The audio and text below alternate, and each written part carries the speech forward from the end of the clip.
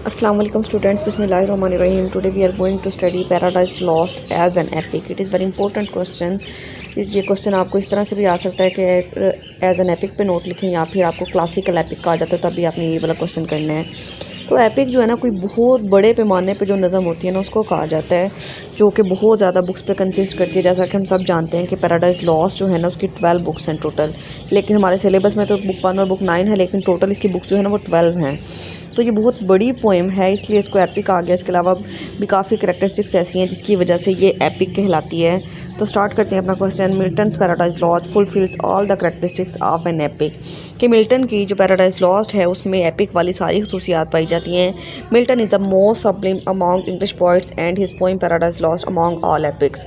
अब मिल्टन जो है ना, वो जितने भी इंग्लिश पोइट्स हैं ना, उनमें उसका बड़ा आला मुकाम है, बहुत उसको जो है ना पॉपुलर समझा जाता है। और उसकी जो पैराडाइज लॉस्ट उसकी जो पोएम है वो जितने भी एपिक हैं उनमें सबसे ज़्यादा पॉपुलैरिटी रखती है। Before discussing Paradise Lost we should have basic information about epic. अब पहले इसके कि हम पैराडाइज लॉस्ट को एज एन एपिक डिस्कस करें, पहले हमें ये तो पता होना चाहिए ना कि एपिक कहते किसे हैं। Its origin kinds and features, के इसके ओरिजिन क्या होते हैं, इसकी इकसाम क्या होते हैं, इसके फीचर्स क्या होते हैं। N epic is a long narrative poem on a grand scale about the deeds of warriors and heroes.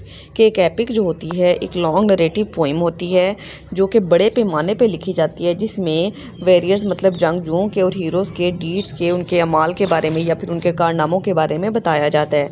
Epic has 2 kinds. Epic की 2 इकसाम होती हैं। नंबर 1 प्राइमरी प्रिमिटिव और ओरल एपिक, और सेकंड 2 होता है सेकेंडरी और लिटरेरी एपिक।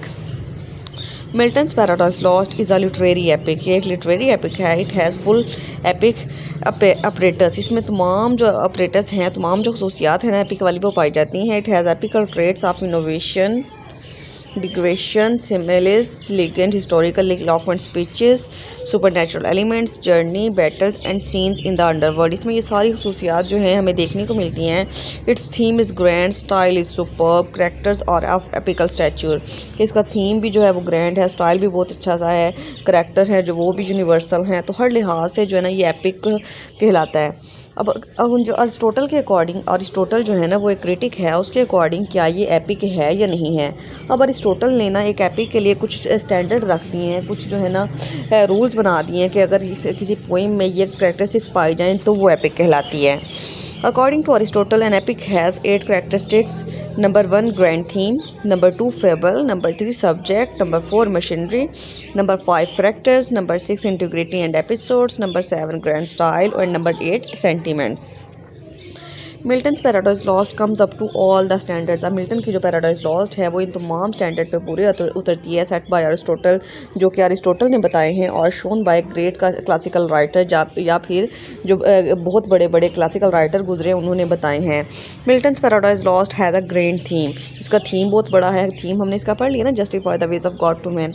इट टेल्स, इधर tells क्या गैस आएगा। It tells the reader about the subject of man, object of man. ये दुनिया में इंसान के आने के मकसद के बारे में बताता है। The very first line of the poem announces that, जो लाइन इस पोइम की फर्स्ट लाइन है, जो कोटेशन हम पहले बहुत से क्वेश्चन में कर चुके हैं, of man's first disobedience and fruit of that forbidden tree whose mortal taste brought death into the world and all our woe with the loss of Eden.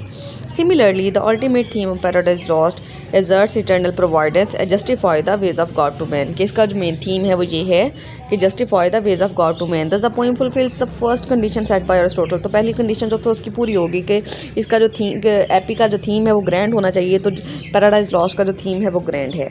अब सेकंड बात करते हैं। Secondly, an epic should be fable. It should be a Paradise Lost is fable and vivid. It has a serious action as critic observes. अब यानी fable का मतलब होता है यानी बहुत जो, जिसमें फेबल मतलब कोई स्टोरी टाइप या टेल स्टोरी को कहते हैं, या फ़र्ज़ी किस्सा। तो इसमें जो है कहानी बयान की गई है। हमें पता है कौन सी कहानी बयान की गई है। इसमें एडम और ईव का जो किस्सा है वो हमें सुनाया गया है। As critic observe the first thing to be considered an epic is the fable, an epic poem is the fable के यानी कोई भी एपिक पोइम जो होती है ना वो एक कहानी की सूरत में होती है। The action shown should have their three qualifications. इसके जो एक्शन होते हैं उनके तीन जो हैं क्वालिफिकेशंस होते हैं, तीन लेवल्स होते हैं। First it should B action, सबसे पहले ये एक्शन होना चाहिए। Second it should B entire action, दूसरा ये मुकम्मल एक्शन होना चाहिए। And third it should be a great action, और तीसरा ये ग्रेट एक्शन होना चाहिए। मतलब इसमें कोई बहुत बड़ी कहानी जो है वो सुनाई जाए और मुकम्मल तौर पे सुनाई जाए कि सारी सेंस जो है वो रीडर्स को क्लियर हो जाए। The fable action of Paradise lost possesses all this qualification. तो पैराडाइज लॉस्ट जो है ना वो इन तमाम करेक्टरिस्टिक्स पे पूरा उतरती है। Thirdly according to Aristotle the subject of the poem must be marvellous and thought provoking. इसके अलावा इसका जो सब्जेक्ट है उसका जो मौजू है वो भी बहुत ज़बरदस्त होना चाहिए। It must be grand highly bombastic but not unconvincing, यानी इसको बहुत ग्रैंड हो, बहुत हाईली बॉम्बास्टिक हो, बहुत शानदार हो, लेकिन ऐसा भी ना हो कि रीडर्स को यकीन ही ना आए, अनकन्विंसिंग हो, जो माना ही ना जा सके। The subject of Paradise Lost is the most sublime serious and lofty. अब इसका जो सब्जेक्ट है हम सब जानते हैं, पैराडाइज लॉस्ट का जो सब्जेक्ट है वो बहुत ही आला है। अ critic firms the finest ever chosen for heroic poetry के, यानी हीरोइक पोइट्री में या क्लासिकल पोइट्री में किसी ने भी ऐसा सब्जेक्ट चूज़ नहीं किया जैसा कि जॉन मिल्टन ने पैराडाइज को लॉस्ट को लिखने में चूज़ किया है। The subject of Paradise Lost is great and interesting. अब इसका जो सब्जेक्ट है बहुत बड़ा है और इंटरेस्टिंग है। The actions do not revolve about the destruction of city. मतलब इसके एक्शन जो है ना वो कोई आम चीज़ के बारे में नहीं है। मतलब यानी ये नहीं है कि किसी शहर की दपाही के बारे में लिखा गया, द कंडक्ट ऑफ एम्पायर, या फिर किसी शहनशाह के जो सिलेक्शन होती है उसके बारे में। It revolves around the fate of the world, ये पूरी दुनिया के मुकद्दर के बारे में है, नसीब के बारे में है। The fall of man and exclusion from the haven, कि इंसान का जवाल कैसे हुआ था, उसको जन्नत से क्यों निकाला गया था। So in this aspect Paradise Lost is superior than all other epics. तो इसलिए जितने भी पोइट्स ने जितने भी एपिक्स लिखे हैं उन सब में ये सबसे ज़्यादा सुपीरियर है।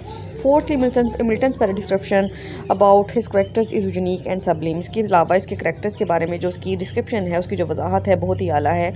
They include Satan, Christ, God, rebel, angels, good and evil angels. इसमें जो है करैक्टर कोई आम नहीं है, हमारे जैसे इंसान नहीं है, बल्कि उसने करैक्टर जो लिए हैं वो बहुत ही यूनिवर्सल हैं। सैटर्न को लिया है, एडम को, ईव को, क्रिस्ट को, फरिश्तों को। Adam and Eve, thus there is vast variety of characters in the poem. तो हम ये कह सकते हैं कि इसमें उसने बहुत ही वैरायटी का इस्तेमाल किया है, बहुत ही वसी वैरायटी का इस्तेमाल किया है पैराडाइज लॉस्ट में। All this characters are universal from home can never be lost in trust, can never lose interest. के उसके करैक्टर्स ऐसे हैं कि इंसान किसी भी एज में चला जाए, किसी भी ज़माने में चला जाए, यानी उस एज की बात कर लें जब इसने जॉन मिल्टन ने इसको लिखा होगा, या फिर आज की एज की बात कर लें, या फिर आने वाले ज़माने की बात कर लें, इन करैक्टर्स में से रीडर्स का इंटरेस्ट कभी भी कम नहीं हो सकता।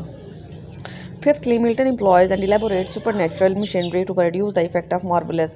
इसके अलावा इसने सुपर नेचुरल मशीनरी का इस्तेमाल किया। सुपर नेचुरल मशीनरी के बारे में हम उसमें द रेप ऑफ लॉक में पढ़ चुके हैं कि सुपर नेचुरल मशीनरी मतलब ऐसी चीज़ें होती हैं जो कि जैसे कि स्पिरिट्स हो गई, रूहें हो गई, एंजल्स, फरिश्ते वगैरह हो गई, इस तरह की चीज़ें। In Paradise Lost everything is wrought through super natural machinery. अब पैराडाइज लॉस्ट में हर चीज़ जो है ना हमारे सामने सुपर नेचुरल मशीनरी के जरिए जो है पेश की गई है। This makes the epic more sublime and lofty and thought provoking. ये इसको जो है मज़ीद बुलंदी बख्शता है पैराडाइज लॉस्ट को। This element makes the poem according to one of the standard set by Aristotle. तो जो था ना अरिस्टोटल ने एक स्टैंडर्ड ये भी रखा था कि इसके जो एक्शन है वो ग्रेट होने चाहिए, उसमें सुपर नेचुरल मशीनरी का भी इस्तेमाल किया जाए। तो इस वजह से भी ये एक एपिक कहलाता है क्योंकि इसमें सुपर नेचुरल मशीनरी इस्तेमाल की गई है। Sixthly just like a true epic Paradise Lost है the integrity. The poem consist, integrity का मतलब होता है कि स्केड्यूल पाया जाना है, उसमें एपिसोड्स हों, मतलब एक तरतीब से चलती आ रही हैं। The poem consist of 12 books, इसमें 12 किताबें हैं, which is an suitable and apt length for an epic, जो कि एक एपिक के लिए मुनासिब लेंथ है। But this length is not attend at the cost of integrity of design. लेकिन इसको ऐसे नहीं है कि इसको ऐसे बढ़ा चढ़ा के पेश किया गया है। Episode, digression, long narration and descriptive passages are woven into the main theme, यानी हर चीज़ जो इसमें बयान की गई है ना वो अपने थीम से रिलेट करती है। ये नहीं है कि इधर उधर की बातें करके इसको 12 बुक्स पे तक ले गया John Milton. In this regard Johnson comments to the completeness और integrity of design nothing can be objected. It has distinctively and clearly what Aristotle requires a beginning, a middle and end. यानी इसकी जो integrity है वो बिल्कुल complete है एक design को करने के लिए, एक बात को समझाने के लिए, एक पैगाम को पहुंचाने के लिए कि अरिस्टोटल ने एक एपिक के लिए जो डिमांड की थी ये बिल्कुल उसके अकॉर्डिंग है कि उसका बिगनिंग भी बहुत ज़बरदस्त है, इसका मिडल भी और एक एंडिंग भी बहुत आला है। Seventhly Paradise Lost has marvellous sublime lofty and grand style. इसके अलावा इसके स्टाइल की बात करते हैं। इसके अलावा हमने मिल्टन ग्रैंड स्टाइल पे क्वेश्चन भी कर लिया हुआ है। It is supreme and unique, it is enough to deserve high place among all epics इसके यानी इसको जो है इसके स्टाइल की वजह से, इसके लैंग्वेज की वजह से बहुत पॉपुलर समझा जाता है, बहुत पसंद किया जाता है। Milton's use of blank words, eloquent force and grandeur at its beauty. Blank words का मतलब होता है एक तो पोइम होती है ना, राइम स्कीम में होती है, मतलब उनके एंड वाले वर्ड सेम साउंड कर रहे होते हैं। ब्लैंक वर्ड्स होती है यानी आम वर्डिंग में जो लिखी जाए, ऐसे ही जो जिसकी लाइन्स होती हैं जिनमें कोई राइम स्कीम या रिदम नहीं पाया जाता, वो वाली पोइम है ये। और इसकी लैंग्वेज बहुत वो ईजी है और हर एक को ईजिली समझ आ जाती है। Milton uses all this methods of elevating language which were set by Aristotle, the use of similes, metaphor and use of idiom. यानी अरिस्टोटल के अकॉर्डिंग जो जो चीज़ें रिक्वायर्ड थी उसने वो सारी चीज़ें इस पैराडाइज लॉस्ट में यूज़ कर दी हैं। Milton follows Homer, Virgil and Spenser, so it will not be wrong to say that style of Paradise Lost has all the characteristics of that an epic demand. तो हम ये कह सकते हैं कि पैराडाइज लॉस्ट में वो सारी खसूसियत पाई जाती हैं जो कि एक एपिक की डिमांड होती हैं। Eighthly Paradise Lost has capacity to rouse moral sentiment among its readers की, यानी सेंटीमेंट मतलब लोगों के एहसासात को, उनके जज्बात को उभार देता है। It is true that there is a dearth of human sentiment in the poem, but the height and the loftiness of thought is matchless। मतलब यानी इस पोइम को जब हम पढ़ते हैं ना तो हमारे अंदर भी ये जो है एक खौफ पैदा होता है कि अगर हम भी खुदा के हुक्म की नाफरमानी करेंगे, खुदा के हुक्म के खिलाफ जाएंगे तो हमारे साथ भी जो है कोई ट्रेजेडी हो सकती है, हमें भी जो है खुदा की नाराज़गी का, उसकी सज़ा का जो है सामना करना पड़ सकता है। In conclusion we can say that Paradise Lost is one of the world's best epics. तो हम ये कह सकते हैं कि पैराडाइज लॉस्ट दुनिया के जितने भी एपिक हैं उनमें से सबसे बेहतरीन है। It has all the elements of an epic, इसमें एक एपिक वाले तमाम एलिमेंट्स पाए जाते हैं।